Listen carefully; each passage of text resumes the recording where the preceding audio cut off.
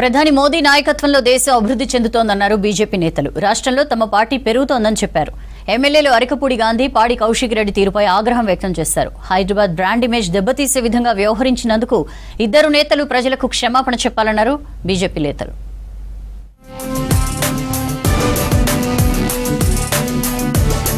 తెలంగాణలో బీజేపీ హవా కొనసాగుతోందన్నారు కేంద్ర మాజీ మంత్రి రాజీవ్ చంద్రశేఖర్.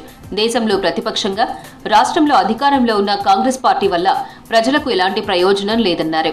నరేంద్ర మోదీ నాయకత్వంలో దేశం అభివృద్ధి దశలో పయనిస్తోందన్నారు. పార్టీ నేతలు బీజేపీ లక్ష్యాన్ని ఇంటింటికి తీసుకెళ్లాలన్నారు ఎంపీ రఘునందన్ రావు.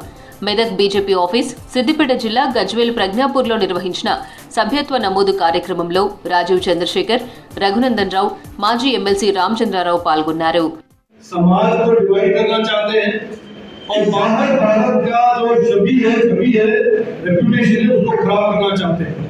मैं नाम नहीं लूंगा लेकिन आप सब जानते हैं हमारे देश में कौन नेता है, कौन पार्टी है जो देश की डेवलपमेंट और भलाई के लिए काम कर रहा है, किस पार्टी के कार्यकर्ता, किस पार्टी के सदस्य देश को आगे बढ़ाना चाहता है।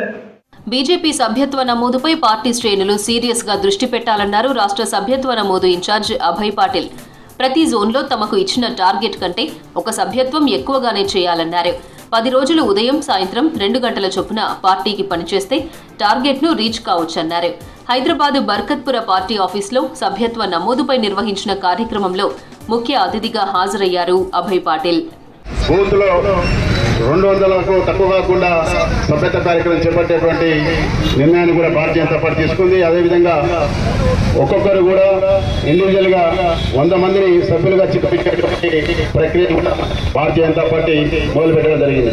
నలుమూలలో ఉన్నటువంటి సమాజంలో ఉన్నటువంటి ప్రతి ఒక్కరు కూడా ఈ సమాజంలో అభివృద్ధి కొరకు భారతీయ జనతా పార్టీ ద్వారా ఈ యొక్క దేశంలో అభివృద్ధి కొరకు పనిచేయాలని చెప్పి కూడా భారతీయ జనతా పార్టీ సభ్యత్వం చేయడం జరుగుతోంది. కేటీఆర్ మెంటల్ గా డిస్టర్బ్ అయ్యారని ఆరోపించారు బీజేపీ ఎమ్మెల్యే రాజాసింగ్. అధికారం పోయి ఏం చేయాలో అర్థం కాక పనిపాట లేక అడ్డగోలు ట్వీట్లు చేస్తున్నారని ఫైర్ అయ్యారు. కేంద్ర హోంమంత్రి అమిత్ షా హిందీ నేర్చుకుంటే బాగుంటుందని చెప్పారన్నారు. కానీ దీనికి కౌంటర్ గా కేటీఆర్ అర్థం లేని ట్వీట్ చేశారని మండిపడ్డారు. హిందీ వస్తేనే కదా దేశంలో ఎక్కడికెళ్లినా మాట్లాడేది అని ప్రశ్నించారు రాజాసింగ్.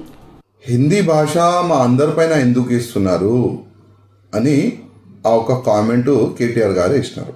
కేటీఆర్ గారికి నేను చెప్పాలనుకుంటున్నా, హిందీ భాష గురించి మీకు తెలుసా తెలియదా నాకైతే తెలియదు. కానీ మన తెలంగాణ స్టేట్ నుంచి మనం బయట స్టేట్లో వెళ్తే అక్కడ మీరు ఏ భాషలో మాట్లాడతారు? మన భాష వాళ్ళకి అర్థమవుతుందా? కష్టం. కానీ ఇప్పుడు కేటీఆర్ గారి దగ్గర పని లేదు కదా, ఆయన గవర్నమెంట్ కూడా వెళ్ళిపోయింది, పని పాట లేదు. అరికెపూడి గాంధీ, పాడి కౌశిక్ రెడ్డి తీరుపై ఆగ్రహం వ్యక్తం చేశారు శేరలింగంపల్లి బీజేపీ నేత రవికుమార్ యాదవ్. ఈ ఇద్దరు నాయకులు సభ్య సమాజం సిగ్గుపడేలా అసభ్యంగా బూతులు మాట్లాడడమేంటని మండిపడ్డారు.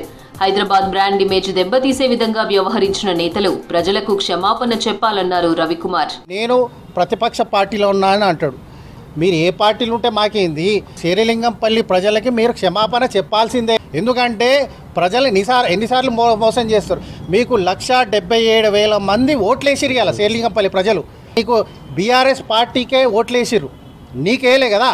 నువ్వు పార్టీ గతంలో టీడీపీకి ఓటేసిరు, నీకేలే.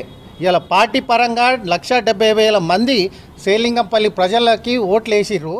రాష్ట్రంలో పార్టీ సభ్యత్వ నమోదుపై సీరియస్ గా ఫోకస్ చేసింది బీజేపీ. తెలంగాణలో భారీగా పార్టీ సభ్యత్వాలు చేయించి పట్టు సాధించాలని భావిస్తోంది పార్టీ జాతీయ అధినాయకత్వం. భువనగిరి, నల్గొండ పార్లమెంట్ నియోజకవర్గాల్లో బీజేపీ సభ్యత్వ నమోదు కార్యక్రమంలో పాల్గొననున్నారు అభయ్ పాటిల్.